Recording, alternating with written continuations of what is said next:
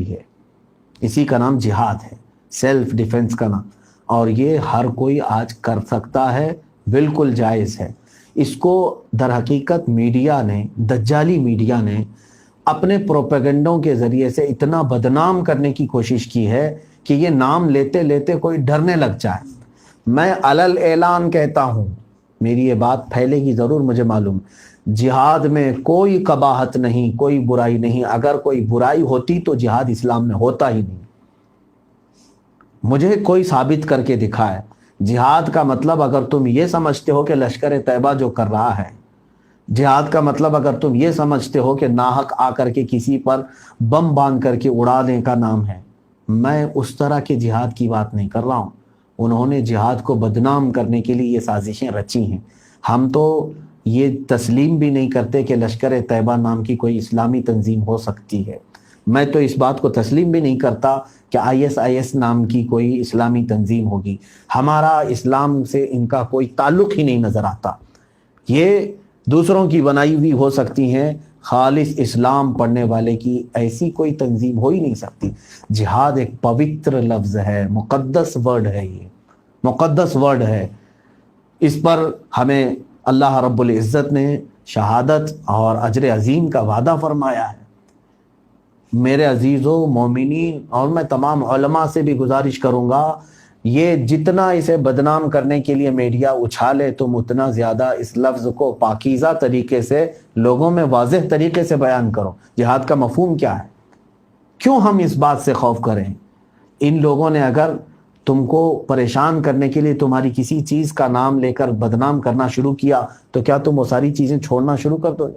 آج لفظ جہاد کو بدنام کر رہے ہیں، کل پھر اذانوں کو بدنام کرنے لگیں گے۔ اذان جو ہے ایسی ہوتی ویسی ہوتی ہے، تم اذانیں بند کر دو گے، ختم کر دو گے۔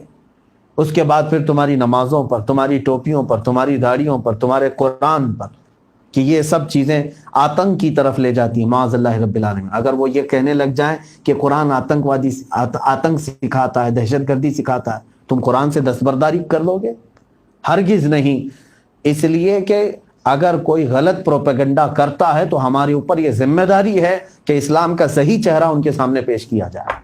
ہم بتائیں کہ تم جھوٹ بول رہے ہو۔ یہ ہر زمانے میں ہوتا رہا۔ کیا رسول کریم صلی اللہ تعالی علیہ وسلم جب مکہ مکرمہ میں تبلیغ اسلام فرما رہے تھے، ظالموں نے یہ مشہور نہیں کیا تھا کہ حضور جادوگر ہیں؟ میرے آقا صلی اللہ علیہ وسلم کو کاہن کہا، ساحر کہا، شاعر کہا، بلکہ اتنا پروپیگنڈا پھیلایا تھا کہ لوگ محلہ چھوڑ کر دوسری جگہ جا رہے تھے کہ اگر ان کا جادو ہم پر اثر کر گیا تو ہم شاید اپنا دین چھوڑ دیں گے۔ یہ کتنا جھوٹا پروپیگنڈا تھا۔ لیکن میرے آقا صلی اللہ علیہ وسلم سے جن کی ملاقات بالمشافہ ہو گئی، پھر ان کو سمجھ میں آ گیا کہ یہ ظالم کفار یعنی ابو جہل کے چیلوں نے جھوٹی افواہیں پھیلائی تھی محمد صلی اللہ علیہ وسلم کے بارے میں۔ محمد صلی اللہ علیہ وسلم جیسا شخص کبھی جادو کا پیروکار ہو ہی نہیں سکتا۔ صورت میں اور سیرت میں اتنا اچھا انسان جس کے اخلاق اتنے بلند و بالا ہیں، وہ کبھی جھوٹا شاعر ساحر ہو ہی نہیں سکتا۔ تو انہوں نے محسوس کیا آج یہی ضرورت ہے میرے عزیزو، یہ پوری دنیا مل کر کے اگر پروپیگنڈا پھیلائے ہمارے متعلق، تم اپنے اخلاق سے لوگوں کو بتاؤ، اسلام کی سچی تعلیمات سے لوگوں کو بتاؤ کہ میرا یہ کلام، اللہ رب العزت کا یہ کلام جو ہمیں دیا گیا ہے، یہ پوری دنیا کی امن کا ضامن ہے، پورے دنیا کا امن اور سب سے بہترین نظام پیش کرنے والی ایک کتاب ہے۔ بلکہ وہ خبریں بھی اس کے اندر موجود ہیں جو ابھی تک ہوئی بھی نہیں ہیں۔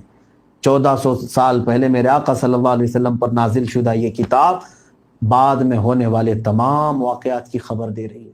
بہرحال یہ ٹاپک